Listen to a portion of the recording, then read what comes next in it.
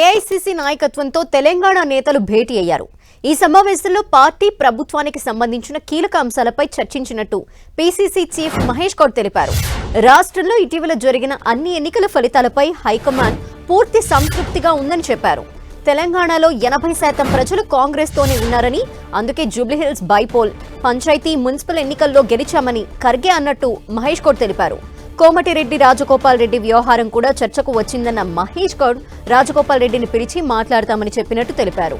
కాంగ్రెస్ సాధించిన విజయాలపై అధిష్టానానికి సమగ్ర వివరాలు అందజేశారు మహేష్ గౌడ్. కాంగ్రెస్ కి వచ్చిన సీట్లు, ఓట్ల శాతాన్ని అధిష్టానం పెద్దలకు వివరించారు. కాంగ్రెస్ కి ప్రజలు స్పష్టమైన మద్దతిచ్చారని, బీఆర్ఎస్, బీజేపీ ప్రజల మద్దతు పొందలేకపోయాయని మహేష్ గౌడ్ అన్నారు. వరుసగా జరుగుతున్న ఎన్నికల్లో కాంగ్రెస్ వైపు ప్రజలు నిలుస్తున్నారన్నారు. పార్టీ, ప్రభుత్వం పట్ల ప్రజలు సానుకూలంగా ఉన్నారని, అందుకు తాజా ఎన్నికల ఫలితాలే నిదర్శనమన్నారు మహేష్ గౌడ్. జూబ్లీహిల్స్ ఎన్నిక మొదలుకొని తర్వాత జరిగిన సర్పంచ్ ఎన్నికలు, నిన్నగాక మొన్న జరిగిన మున్సిపాలిటీస్, మున్సిపల్ కార్పొరేషన్ ఎన్నికల్లో సాధించిన విజయాలపై వారు రివ్యూ చేసి ముఖ్యమంత్రితో పాటు కేబినెట్, పీసీసీ కార్యవర్గాన్ని ఖర్గే గారు, రాహుల్ గాంధీ గారు అభినందించినారు. మొన్న వచ్చిన రిజల్ట్స్ పట్ల వారు సంతృప్తి వ్యక్తం చేసినారు. రాష్ట్రంలో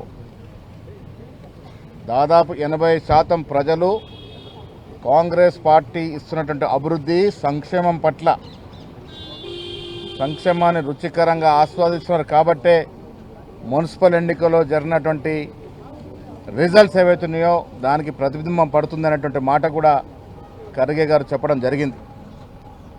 రాబోయే రోజుల్లో కూడా ప్రజల యొక్క ఆకాంక్ష మేరకు ఇప్పుడు ఇస్తున్నటువంటి అభివృద్ధి, ముఖ్యంగా రాహుల్ గాంధీ గారు ఇంటిగ్రేటెడ్ స్కూల్స్ యొక్క విధి విధానాల మీద అడిగి తెలుసుకున్నారు. వ్యవసాయ పరంగా ఇవాళ ఈ రాష్ట్రం ప్యాడీలో అగ్రగామిగా, ప్రొడక్షన్లో కాకుండా ప్రొక్యూర్మెంట్లో కూడా అగ్రగామిగా ఉందన్నటువంటి విషయాన్ని తెలుసుకున్న తర్వాత మిగతా క్రాపుల్ని కూడా ఎంకరేజ్ చేయాల్సిందిగా వారు చెప్పడం జరిగింది.